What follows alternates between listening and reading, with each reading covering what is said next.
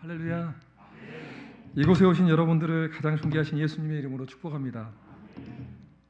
제가 여러분 교회에 스며들고 있습니다. 이 표현이 맞는 것 같습니다. 늪에 빠진데 좋은 늪에 빠진 기분 헤어나지 못하고 있습니다. 담임 목사님뿐만 아니라 우리 정말 귀한 또 부교육자 우리 목사님들과 강도사님, 또 장로님과 안수 집사님 뵈면 뵐수록 얼마나 기쁘고 감사한지 그 행복이 저한테 밀려옵니다. 또 거기뿐만 아니라 우리 청년들까지도 얼마나 깨어있는지 밝은 미소와 함께 그 섬긴 모습들, 또 정직하게 살고자 애쓰는 모습들이 제 눈에 보이는 것 같아서 마냥 기분이 좋고 즐겁기만 합니다. 또 오늘 보니까 이렇게 우리 다음 세대 아이들도 힘들 텐데 와 있는 모습 보니까 너무 예쁘고 사랑스러운 거예요. 그래서 기회만 되면 내가 줄 건 없지만 저 아이들을 마지막 날이라도 좀 안고 기도 좀 해줘야겠다, 이런 마음이 막 드는 거예요. 다 데리고 오지 마세요. 여기 꼭 있는 애들만 이렇게 할 거예요. 처음부터. 얼마 예뻐요. 이렇게 한 3명 보이는데 지금 눈에. 내일 봤더니 뭐 한 10명 있다면 이거는 반칙이에요. 이거 사전에 우리 죄송하지만 담임 목사님과 대화가 얘기가 된 건 아닌데 갑자기 그런 감동들이 밀려오고 우리 아이들이 너무 예쁜 거예요. 내가 줄 수 있는 게 뭘까? 그래, 저 아이들에게 하나님의 마음으로 좀 기도해주고 싶다, 이런 마음이 들더라고요. 먼저 우리 담임 목사님 양해해도 늪이니까 이해해 주실 줄 믿습니다. 계속 함께하자 하는데 뭐 함께하자 하시니까 설마 내치지는 않겠죠? 여러분, 우리가 훈련이 필요한 이유가 있습니다. 구원은 받았지만 여전히 우리는 세속적이기 때문입니다. 그 습관이 얼마나 세속적입니까? 그래서 하나님의 생각과 사상과 철학과 마음으로 변화시키는 훈련이 필요한 것입니다. 이거 굉장히 유식한 말이죠. 무슨 하나님의 생각과 사상과 철학과 마음, 이거를 뭐 신학 박사들이나 아주 유명한 강사들이 쓰는 용어던데 저도 한번 써 먹어봤습니다. 중요한 것은 뭐 그 말보다 쉽게 설명하면 오늘 우리가 읽었던 신명기 8장 1절로 6절의 말씀인 거예요. 하나님을 경외하고 하나님을 사랑하고 하나님의 말씀이라면 아멘하고 순종하며 따라가는 삶, 이걸 배우는 거예요. 순간순간마다 그걸 배워갈 때 우리가 하나님의 생각이 나의 생각이 되는 거예요. 하나님의 마음이 나의 마음이 되는 거예요. 때로는 훈련이 혹독한 것처럼 느껴지기도 해요. 또 하나님께 또 서운한 적도 또 섭섭하기도 해요. 왜 나를 이렇게 매를 드시나? 이 정도는 좀 심하신 거 아닌가? 나는 뭐 사생자인가? 이런 생각이 들 때도 있는데 그렇지 않아요. 하나님은 우리의 아버지가 되시기 때문에 눈물로 매를 드시는 거예요. 많은 사람들이 착각을 해요. 우리 하나님 무서우신 하나님이라고. 맞죠. 우리가 경외해야 할 대상이니까요. 그러나 사랑 안에 그 경외함이 있는 거예요. 한 가지 예를 들자면 제가 캐나다에 있을 때 저희 아들이 참 어릴 때였는데 경기를 일으키고 쓰러졌어요. 고열로. 아버지로서 막 떨리더라고요. 얘가 의식이 없으니까. 쌤이야 하면서 막 깨우는데 이게 기절했어요. 그러니까 이제 우리는 119지만 그쪽은 911이거든요. 911. 전화한 다음에 여기 빨리 와달라고 해야 되는데 아버지로서 너무 긴장한 나머지 이게 블랙아웃 돼버린 거예요. 뭐라 하냐면 Help me, my son is dying. 내 아들이 죽어가고 있어요. 도와주세요 하는데 그 911 센터에서는 위치가 어디고 지금 어딘지 계속 물어보는데 안 들리는 거예요. 계속 Help me, my son is dying. 그러더니 옆에 계신 선교사님이 전화기를 뺏어서 설명을 해주는 거예요. 그리고 그 차를 타고 병원에 갔는데 정말 등치 큰 간호사가 있더라고요. 그분이 정말 제가 만지기도 아까운 제 아들을 입을 그냥 이렇게 탁 누르더니 주사기로 뭔가 쏙 쏘더라고요. 뭔지도 모르지만 어떻게 해요? 맡겨야지. 나보다 전문가인데 애를 살리기 위해서는. 근데 뭐가 들어가는 순간 애가 일어나더라고요. 다행이다 했는데 다행이 아니었어요. 그게 해열제인데 그게 안 들어가 버리면 열이 떨어지지 않으면 굉장히 위험한 상황이라는 거예요. 지금. 그럼 어떻게 하냐 했더니 이제는 묻지도 않고 아이를 뒤집더니 이렇게 가지고 와서 얘는 몸부림치죠. 뭐 동물도 아닌데 내 사랑하는 아들을 이렇게 뒤집어서 병원 침대 위에 턱 놓더라고요. 조심히도 안 놓고. 너무 급한 상황이었나 보죠. 엉덩이에 자약을 넣고 그 큰 손으로 그냥 예쁜 저희 아이의 엉덩이를 그냥 탕탕 때리는 거예요. 그럼 다리를 또 꽈배기처럼 또 꽈요. 그러면서 저보다 잡고 있어래요. 지금 이것이 풀리면 굉장히 위험한 상황이니까 방법이 없다. 너 잡고 있어라. 잡았죠. 그때 이제 제 아들과 제 눈이 마주쳤어요. 제 아들이 이러더라고요. 아, 이제 살 것 같다는 눈빛으로 아빠, 아빠, 데디, 데디 이제 놔두라고.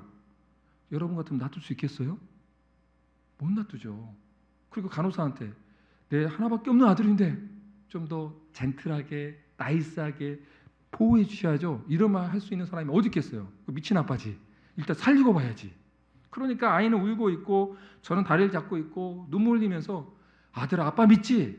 아빠 믿지? 지금 좀만 참으면 돼. 아빠 믿지?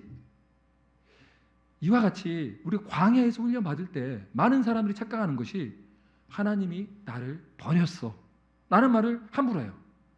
하나님이 나에게 채찍을 드셨어. 아유, 그런 말보다 먼저 알아야 될 게 하나님이 여러분을 사랑하고 살리고자 하는 그 마음을 알아야 되는 거예요. 그래서 우리가 결혼을 하면서 자녀를 낳게 되고 자녀를 양육하면서 하나님의 마음을 배워가게 되는 것이죠. 그렇지만 훈련은 참 혹독합니다. 제가 훈련의 강도가 얼마나 셌던지 도망가고 싶을 때가 있었습니다. 이런 아버지의 마음을 몰랐을 때였죠. 저는 군생활을 참 편하게 했습니다. 경기도 광주 특정교육단 근방에서 편하게 했어요.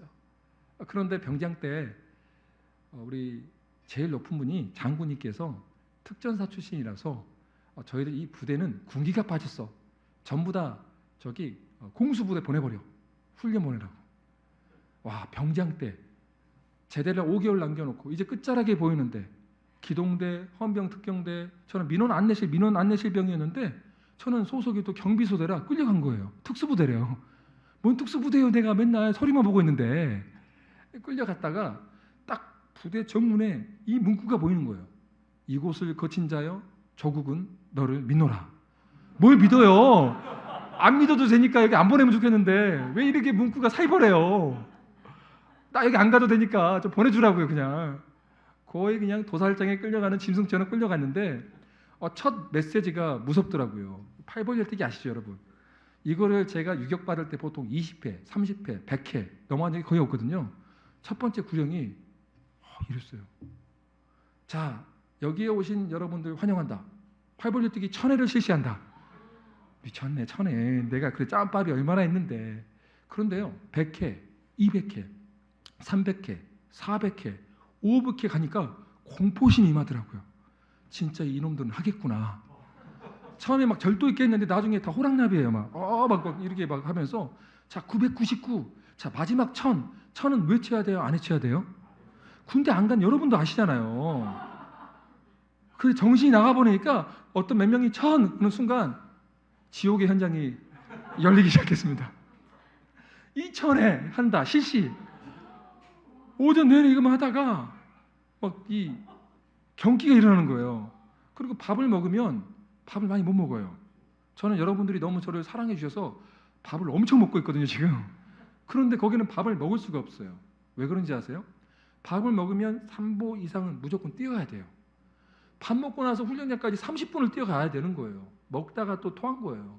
얼마나 힘들면. 그래서 조금 먹고 마지막 훈련이 없는 저녁밥을 많이 먹는 거예요. 이렇게 생활해서 그래, 그래도 버티자 이러고 있는데 하나님이 그래 나를 버릴 리가 없지. 그날 온도가 37도가 올라가는 거예요. 흑기가 올라가는 흑기. 검정색 깃발이 올라갈 때는 뭐냐면은 지금 날씨가 너무 더우니까 훈련 금지예요. 역시 나는 난 놈이야. 좋아하고 있는데 교관이 선글라스를 끼고 딱 입을 웃는 모습이 지금도 기억나요. 아주 훈련 받기 좋은 날씨다. 뭔 일이지 했더니 특전사는 이런 혹한 극한의 상황을 이겨내기 위한 군인들을 양성하는 곳이래요. 이해돼요. 220명의 훈련생 중에서 4일 동안 매일 20명씩 쓰러졌어요. 119 차에 막 실려가고 더위 먹었어요. 너무 불쌍한 거예요, 우리 동료들이. 근데 제가 이제 처음에는 불쌍한데 이틀 3일 되니까 제가 불쌍한 거예요. 나도 쓰러지면 좋겠다. 이제 너무 힘드니까 왜 나는 안 쓰러지지? 나도 쓰러지고 싶어. 뛰어가는데 앞에 119 차가 가고 있는데 거기에 천국 같은 거예요. 저기 앞에만 넘어가서 쓰러져야 나를 싣고 간다. 뒤에 쓰러지면 아무도 없으면 위험한 상황이 벌어질 수 있다. 쓰러진 사람들 자세히 봤더니 눈이 뒤집히고 침이 나오고 그러더라고요. 아, 저렇게 쓰러진 거구나. 그러면서 가다가 타이밍이 왔습니다. 저 앰뷸런스 앞에서 쓰러져야 되니까 마지막 있는 힘을 짜내서 뛰어가서 쓰러졌습니다. 어떻게 했을까요? 비 오는 날 먼지나게 두드러 맞았습니다. 그 사람들이 모르겠어요. 가짜로 쓰러진 거. 훈련 교관인데 얼마나 맞았는지. 그때는 구타가 있었거든요. 너무 맞고 나서 속으로 또 일어나면서 울면서 일어나면서 괜히 쓰러졌네. 너무 아프다. 또 뛰었어요. 울면서 뛰었죠. 그리고 훈련을 마치고 부대에 오게 됩니다. 그때 우리가 보통 4km를 뛰는데 매일 아침 8km를 뛰는 거예요. 저희 부대만. 그런데 아무렇지도 않은 거예요. 그리고 밤에 누가 저한테 강제적으로 훈련시킨 게 아닌데 혼자서 10바퀴씩 또 뛰는 거예요. 연병장을. 아무도 시킨 사람이 없는데.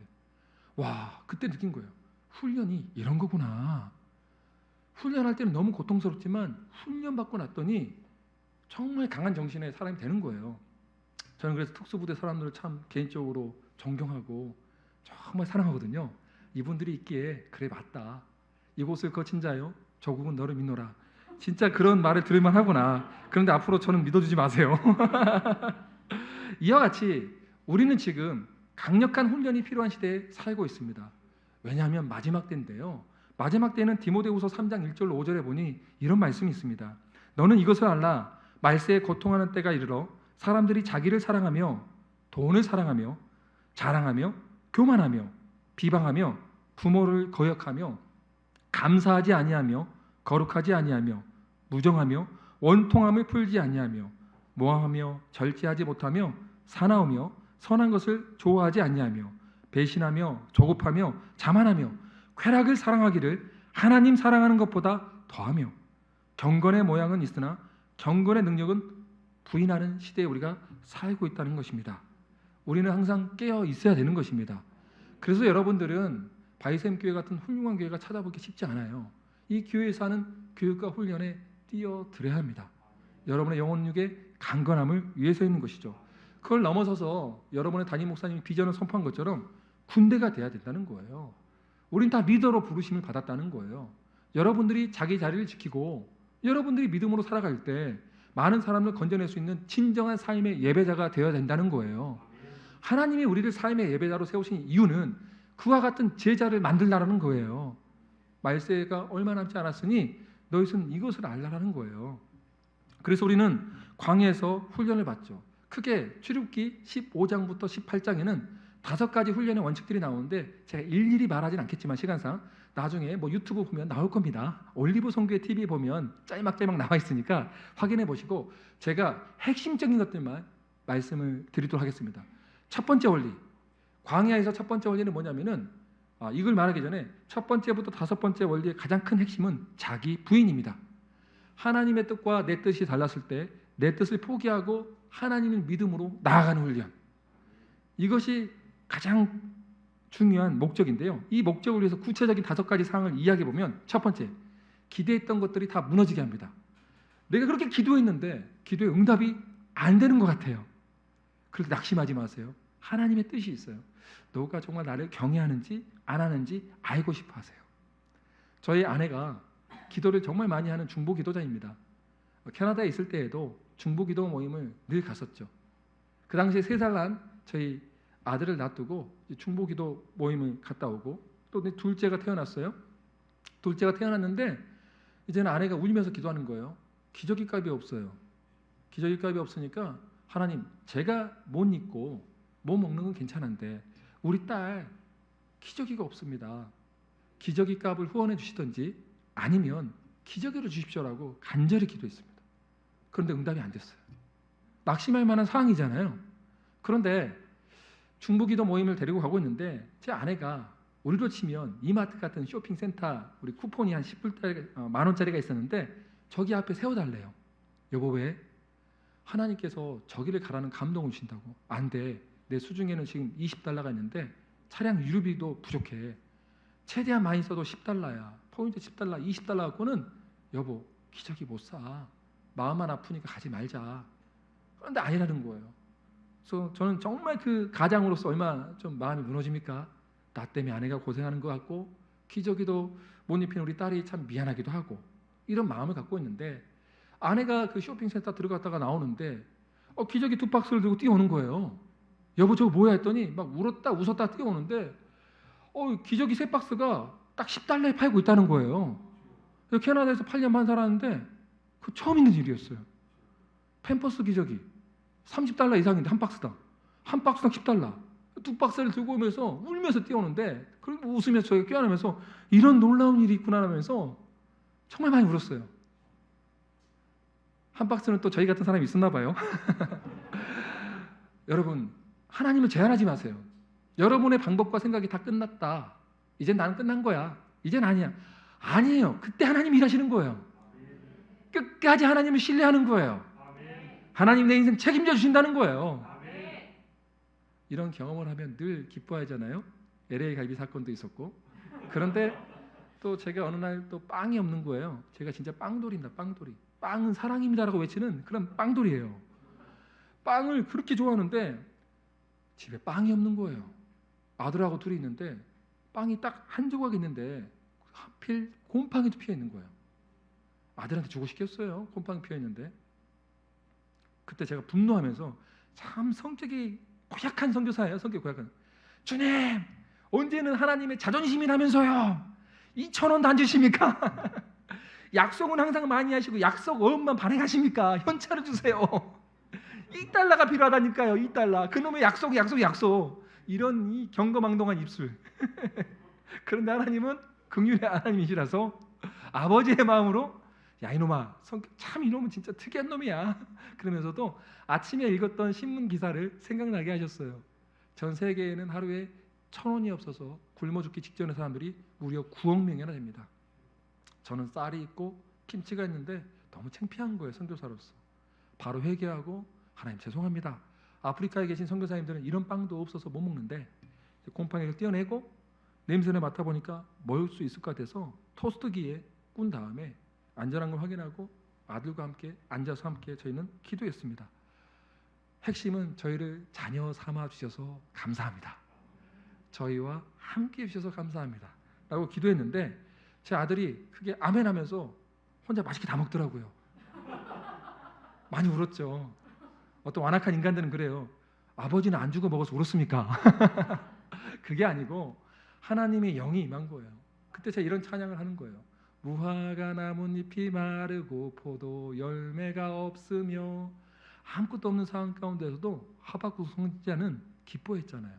그걸 넘어서서 우리보다 악한 사람을 통해서 내가 망하게 되었는데 하박국 선지자는 구원의 하나님으로 인하여 즐거워한대요. 세상으로 보기에는 미친 찬양이에요. 저는 그것도 모르고 이걸 왜 이렇게 즐겁게 찬양하지? 인생을 알다 보니까 이게 무서운 찬양인데 너무 새드하다 막 이렇게 생각했는데 그 원리를 알고 나니까 왜 하박국 선지자가 그렇게 기뻐하는지 원리를 알게 되니까 저도 기쁨이 임한 거예요. 왜요? 하나님은 징계 중에도 우리를 반드시 회복시켜 주실 하나님입니다. 징계를 주신 이유는 하나님의 모든 교육 과정일 뿐입니다. 우리를 하나님을 알도록 가장 좋은 그 하나님의 사랑을 놓치지 않도록 그 징계를 허락하신 것이죠. 그리고 났더니 그 다음 날 밤새 기도하는 파송교회가 없어서 눈물로 기도하는 중앙아시아 선교사님이 저희 집에 찾아옵니다. 지성교사 문 열어. 아침부터 이분은 왜 이러실까 하면서 문을 열었는데 양손에 빵이 가득한 거예요. 한 손에 제가 좋아하는 캐나다 빵 콥스 브레드, 한 손에는 한국 빵. 그 빵을 잡고 제가 또 무릎 꿇고 울었어요. 하나님의 마음을 느껴져서. 이렇게 하나님 저를 사랑해 주십니까? 근데 하나님이 이러신 것 같아요. 봤지? 이게 내 아들이야. 막 자랑스러워하는 모습. 내 아들이야. 내 자존심이야. 영적인 세계에서 마귀들한테 막 호통을 치는 것 같은. 얼마나 감사하고 얼마나 기뻤는지. 그래, 이 훈련은 잠깐일 뿐이구나. 이것만 지나가면 하나님이 채워주시는 건데 우리는 그걸 못 견뎌요. 그거를. 앰뷸런스 앞에서 쓰러지고 싶고 편하게 좀 생활하고 싶고 그게 아니란 말이에요. 자, 이런 우리가 항상 먹는 것과 건강의 문제도 하나님 앞에서 사람이 떡으로만 살 것이 아니요 여호와 입에서 나오는 말씀으로 살 것이다. 이 말은 뭐냐면은 하나님을 경외하고 하나님을 믿는 믿음으로 살겠다는 의미인 거예요.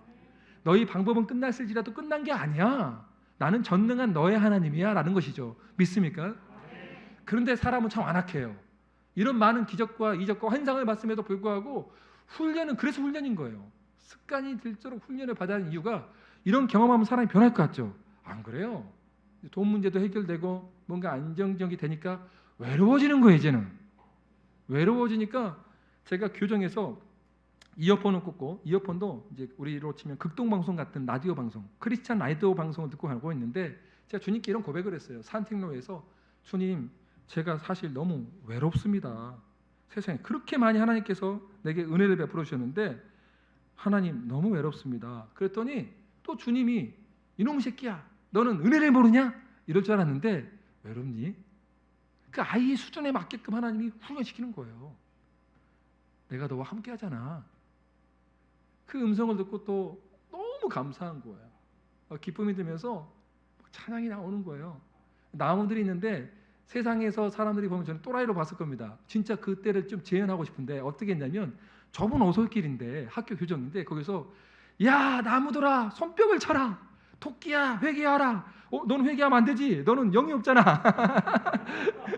모든 피조물들은 예수님으로 인하여 창조되었고 예수님을 위하여 창조되었으니 하나님의 사람을 외친다. 너와 내가 우리 주님을 찬양하자. 박수를 치며 찬양을 하며 가는데 이사야서 49장 13절의 말씀이 실제가 되는 거예요. 하늘이여 노래하라. 땅이여 기뻐하라. 산들이여 즐거이 노래하라. 여호와께서 그의 백성을 위로하셨은즉 그의 고난당한 자를 긍휼히 여기실 것임이라. 얼마나 기뻐요. 이 찬양이 막 터져 나오는데 행복했어요. 야, 천국은 죽어서만 가는 나라가 아니라 하나님의 통치는 지금 이 순간 임하는 거구나 라는 것을 저는 깨닫게 되었습니다. 그런데 그 길의 끝날 쯤에 하나님, 이 길의 끝이 무엇일까요? 두렵고 떨립니다 라고 했는데 그 길을 밟는 순간 이어폰에서 이 찬양이 나온 거예요. 보라 주님 구름 타시고 나팔 불 때에 다시 오시네 모두 외치세 이는 은혜니 시온에서 구원이 임하네. 이 찬양이 나오니까 그래, 내 인생의 끝은 예수 그리스도를 다시 만나는 것이다. 영광의 몸으로 부활할 것이며 나는 그분을 만나는 것이 내 인생의 참된 소망이다. 로마서 5장 1절로 5절은 이렇게 말합니다. 그러므로 우리가 믿음으로 의롭다 하심을 받았으니 우리 주 예수 그리스도로 말미암아 하나님과 화평을 누리자. 또한 그로 말미암아 우리가 믿음으로 서 있는 이 은혜에 들어감을 얻었으며 하나님의 영광을 바라고 즐거워하느니라. 다만 이뿐만 아니라 우리가 환난 중에도 즐거워하나니 이는 환난은 인내를, 인내는 연단은, 연단은 소망을 이루는 줄 알미로다. 소망이 우리를 부끄럽게 하지 아니함은 우리에게 주신 성령으로 말미암아 하나님의 사랑이 우리 마음에 부음받음이니. 광야에서는 이 성령의 충만함의 기쁨이 무엇인지를 배우는 것입니다. 세상의 즐거움은 짧습니다. 그러나 성령 하나님이 주시는 즐거움은 영원합니다. 이것을 빼앗기지 않게 우리는 간절히 기도해야 됩니다. 2, 3년 전에만 해도 제가 통장에 100만 원이 없었어요. 다들 남들 휴가 가는데 부럽더라고요. 그래서 제가 100만 원도 없었는데 한 번도 힘들다는 생각을 해본 적이 없어요. 왜요? 하나님이 나와 함께 하시고 하나님의 말씀이 내 안에 있기 때문에 행복했어요. 제 생일날 생일 파티를 하는데 어떻게 했냐? 사랑하는 아내와 함께 자동차를 몰고 경주 바닷가를 가서 제가 제일 좋아하는 7번 국도 경주에서 포항까지 1시간 되는 그 아름다운 바닷가 앞에 가서 제가 좋아하는 빵 3,000원짜리 인절미 빵 그거를 어떤 권사님이 운영하는 카페에서 선물로 받았어요. 제가 휴가 간다고. 커피 그걸 가지고 사랑하는 아내와 함께 냉면 한 그릇씩 먹고 바닷가에 앉아서 둘이서 꽃들도 찬양을 했어요. 꽃들도 찬양을 하면서 야, 이 산도 구름도 바람도 너무나 예쁩니다. 주님 찬양하라 찬양하라 우리 주님을 찬양하라. 찬양을 하는데 정말 그거 아세요? 세상을 다 가진 기분이었어요. 휴가를 이제 곧 휴가철이 다가오잖아요. 휴가를 꼭 5성급 호텔에 가면 어떻고 제주도 가면 어떻고 또 여기 제가 본 안양에 있는 정말 멋진 천이 있더라고요. 안양문화예술회관 근방에 거기 가서 또 수영하면 어떻습니까? 중요한 것은 내 마음이 하나님을 즐거워하고 모든 자연과 함께 주님을 찬양하는 것이 진정한 휴가가 아닐까요? 나는 그게 휴가라고 믿습니다. 그런데 이렇게 첫 번째, 두 번째, 세 번째 원리를 통과한 사람이 정말 힘든 게 뭐냐? 네 번째, 다섯 번째 훈련은 관계 훈련인데, 특별히 네 번째 훈련은 우리 동역자의 관계 훈련, 또 교회에서 관계 훈련입니다. 네 번째 훈련 때 대부분 사람들이 교회를 떠나버립니다. 왜? 귀찮으니까 편한 방법을 택하는 거죠. 그렇게 떠나면은 더 힘든 사람 만납니다. 관계 훈련은 하나님이 여러분 너무 사랑하기 때문에 이걸 못 견뎌. 그래, 알았다. 너를 너무 사랑하니까 더 심한 곳으로 밀어붙인다는 것을 꼭 기억해 주시기 바랍니다. 여러분은 축복의 말씀만 받지 말고 이 말도 받아야 돼요. 이 완악한 사람들이 있어요. 튀지 말고 어딜 튀어요? 이렇게 좋은 데서 여기서 훈련 받아요. 머리털 빠지도록.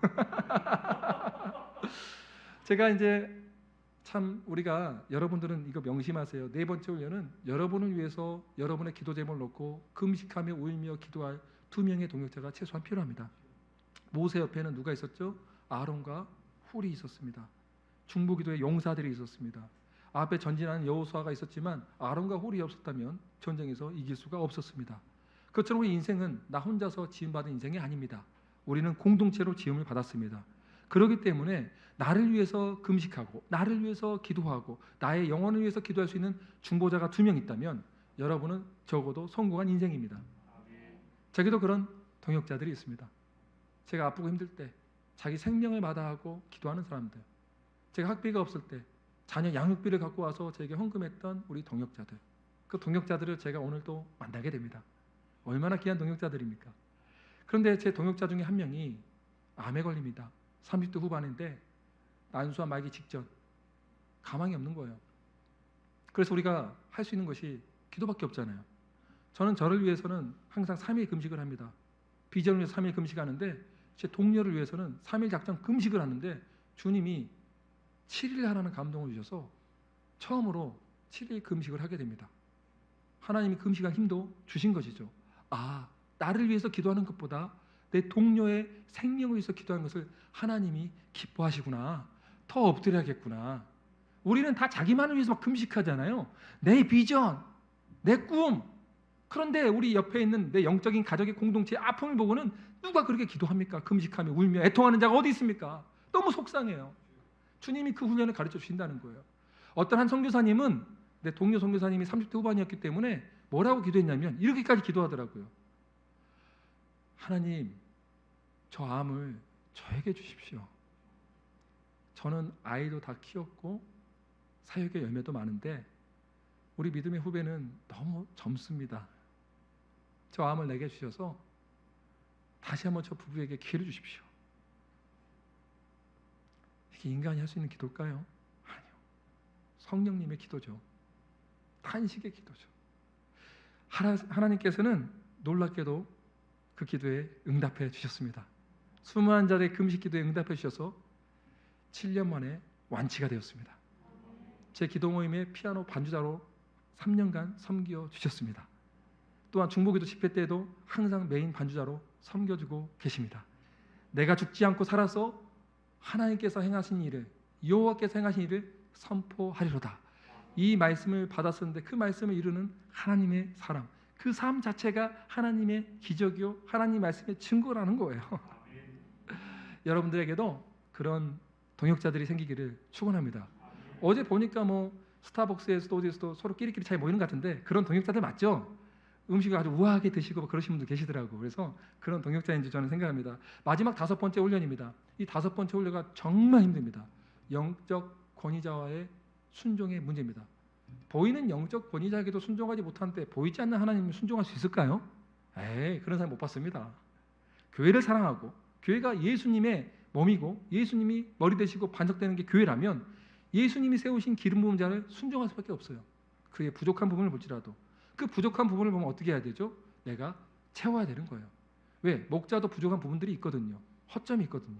그 부분에 대해서 내가 보인다는 것은 정죄하라는 게 아니라 너가 그의 모습을 보고 너가 기도하고 권위에 순종해서 그 부분을 어떻게 채울까 기도한 다음에 너희 권위자에게 존경하는 마음으로 말하라 이거예요.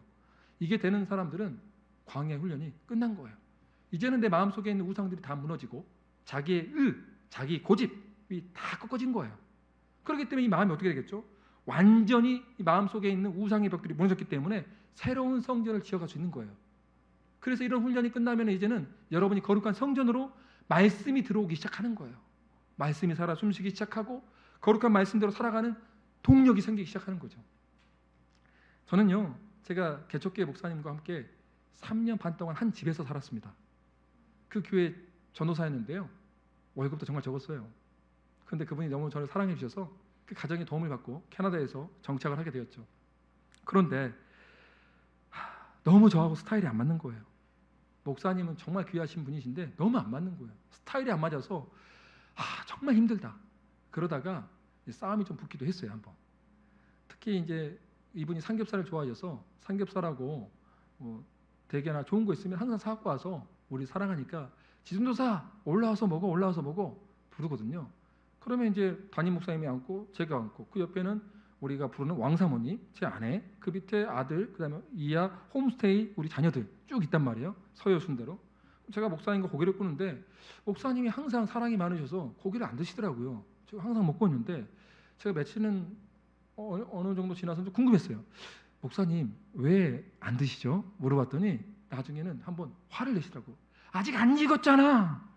그러니까 지존도사는 안 익을 때마다 항상 제가 먹었다는 거죠. 그 모습이 얼마나 꼴보기 싫었을까요? 바삭 구워갖고 먹어야 되는데. 그래서 그날 이후로도 제가 좌천됐습니다. 제 자리가 막내 자리로 좌천돼서 맨날 그때부터 속으로 정지했죠. 목사도 아니야 하면서. 속알기 하나도 없는 놈이죠. 그리고 나서 그 은혜는 모르고 그러고 있는데 선교 정책에 하나 문제가 생겼고 약점 하나 잡았어요. 그래서 저는 거룩하기 때문에 목사님 앞에서는 제가 사역 못하겠습니다. 나가겠습니다라고 조용히 이야기했어요. 진짜 싸가지 없죠. 제가 제 그 당시 모습 보면 진짜 싸가지 없었어요. 어떻게 그렇게 민망할 정도로 부끄러울 정도로 그런 행동을 했을까, 우리 담임 목사님한테. 그래놓고 나서 이제 그만두겠다고 혼자 스스로 나 그만두겠다고 이제 12월에 사임하겠다고.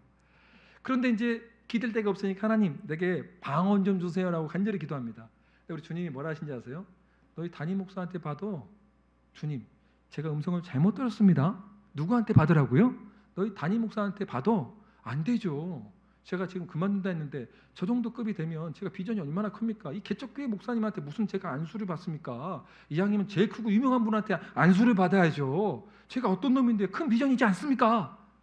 주님이 똑같은 말을 두 번째 주는 거예요. 또 간절히 기도하는데 세 번째는 주님이 저한테 처음으로 화를 내셨어요. 너 안 해? 안 하면은 너는 성령 세례뿐만 아니라 너를 쓰지 않겠어. 두려운 거예요. 그래서 수요 예배 시간에 소그룹이 좀 모여 있는데 제 예상된 시나리오는 크리스마스 준비를 해야 되는데 전도사가 사임하겠다고 했지. 또 그런데 자기 성령 세례 받겠다고 기도 좀 해라 하면은 어떤 분위기 같아요? 저놈은 지만 하는 진짜 이기적인 놈이다라고 하지 않겠어요? 제 예상대로 맞았습니다. 수요 예배 끝나고 용기를 내서 이야기했는데 다들 자리를 떠나는 거예요. 기도 안 해주고. 담임 목사님이 그러신 거예요. 좀 기다려봐 했는데 30분 동안 오질 않는 거예요. 그 30분이 하루 같더라고요. 얼마나 속상하고 자존심이 무너지는지. 주님 속이 시원합니까? 이제는 나는 거룩한 선지자 같은 전도사가 아니고 나는 이제 완악한 나만 하는 놈이 됐습니다. 속이 시원하십니까? 막 이러고 있는데 담임 목사님 들어오신 거예요. 그러면서 저한테 이런 거예요. 야 지도도사 정말 성령 세례 받고 싶은가 보네. 근데 어떡하지? 내가 혼자 해서 방언 받은 사람 한 명도 없어. 여러 명이 같이 할 땐 몰라도. 아니요, 하나님이 그런 말씀을 주셨어요. 그래? 알았어. 기도를 해주시는데 그때 참 놀랐어요. 그 왼수 같은 은혜를 모르는 전도사를 위해서 역시 아버지는 아버지더라고요. 간절히 기도해 주는 거예요. 여러분 그 사랑이 되겠어요? 그냥 뒤통수를 한 대 때리고 싶지. 근데 사랑으로 기도해 주는데 방언이 안 나오니까 목을 잡고 흔들기 시작하고 막 세게 누르는 거예요. 결국 방언이 안 터졌어요. 그리고 걸어오는데 또 서러워서 눈물 나는 거예요. 내가 마귀의 소리를 들었나? 울면서 하나님 너무하십니다. 너무 창피합니다라고 저희 벽에 걸려있는 오직 하나님의 영광을 위해서 현판이 있는데 그 현판 앞에 무릎 꿇고 이제는 속이 시원하십니까? 하는데 방언이 터진 거예요. 방언이 터지면서 막 할렐루야 나오면서 하나님만을 찬양하라 나는 하나님의 것입니다. 이 두 마디만 계속 나온 거예요. 막 방언 나오는데 할렐루야 하나님을 찬양하라 나는 하나님의 것입니다. 나는 하나님의 것입니다. 나는 하나님의 것입니다. 그걸 막 2시간 이상 기도하는데 얼마나 울었는지 몰라요. 하나님은 그 권위에 순종하게 만든 거예요. 이 훈련이 끝나고 나니까 하나님께서 제게 목사 안수를 주시더라고요. 물론 이 훈련이 끝나고 제가 얼마나 완악했냐면 교회를 결국 떠났어요. 방언 받고. 그리고 나서 더 힘든 제가 선교 단체를 세웠는데 동역자와 거기에 진짜 담임 목사님하고 비교할 수 없는 이상한 장로님을 만나갖고, 여러분의 장로님은 너무 천사예요. 이상한 장로님을 만나서 이 보세요, 이거 보세요. 월급도 없고 내가 돈을 내고 사역을 해야 되는데 열심히 다 알아주지도 않아요. 맨날 조인트만 까요. 이게 뭐라고. 그런 훈련을 3년 반을 또 기가 막히게 받은 거예요. 그리고 다 회개하고 3년 반 뒤에 제가 담임 목사님 찾아갑니다. 집에 딱 15만 원 있었는데 5만 원에서 아웃백 스테이크 같은 좋은 거기 상품권을 사서 담임 목사님, 사모님, 그리고 권사님, 교회 기둥 같은 권사님이 계셨는데 선물해주고 무릎 꿇고 빌었습니다. 3년 전에 그 모습을 용서해 주십시오. 그랬더니 또 아버지는 아버지예요. 지둔도사 왜 이래? 일어나. 너 목사 안수는 어떻게 받을 거야? 저를 결정해 준 거예요. 그리고 둘이 껴안고 엉엉 울었습니다. 그분이 정말 돈에 대해서는 좀 이렇게 전략이 많으신 분인데 저를 진짜 비싼 20만 원짜리 북경오리를 사주시더라고요. 용돈도 많이 주시고요. 목사 안수만 돈 필요하다고. 그런데 그날 꿈에 저는 흰색 제사장복을 입은 꿈을 꾸면서 광야학교 졸업식이라는 타이틀을 보고 꿈에서 엄청 울었습니다. 그 지난 날의 세월들이 막 7년 8개월 동안의 그 눈물들이 막 생각나고 아픔들 생각하면서 펑펑 울었습니다. 나를 이제 주의 종으로 사용하려고 이렇게 하나님이 아버지의 마음으로 불쌍히 여겨주셨구나. 그걸 아니까 막 눈물이 나는 거예요. 제 아내는 오늘 주셨던 이 말씀, 신명기 8장 1절로 6절의 말씀을 주신 거예요. 부부에게 동일하게 주신 거예요. 참 많이 울었습니다. 말씀의 결론을 맺겠습니다. 하나님은 여러분을 사랑하십니다. 여러분의 아버지가 되십니다. 여러분에게 징계를 주신 것은 너무 아픈 마음으로 나를 경외하라고 가르쳐주기 위함입니다.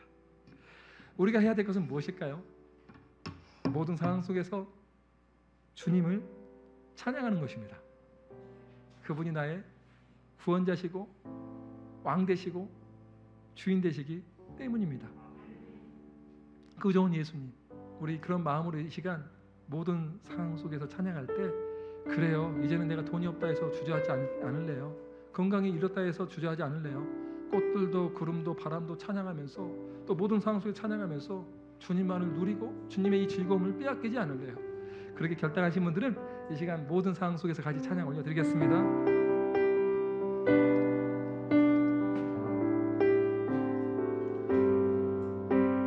모든 상황 속에서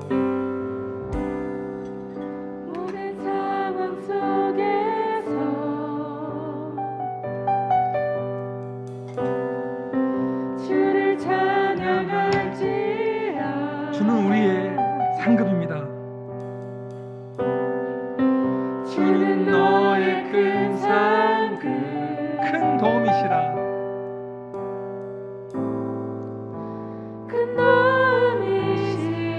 우리 어렵고 힘들어도 주의 얼굴을 구합시다. 주의 얼굴 구할 때 주의 영을 부으사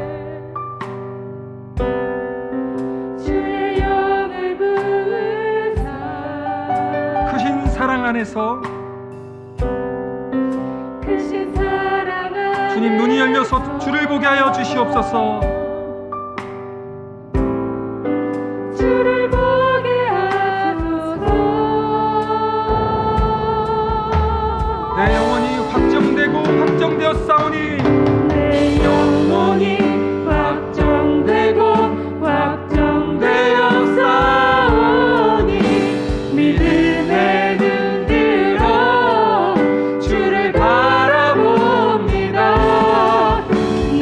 영혼이 확정되고 확정되었사오니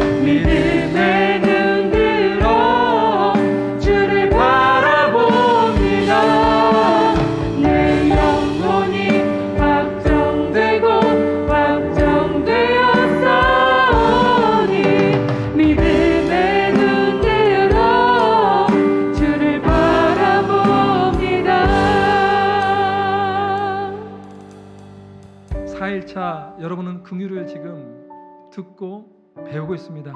여러분 마음은 어떠신지요?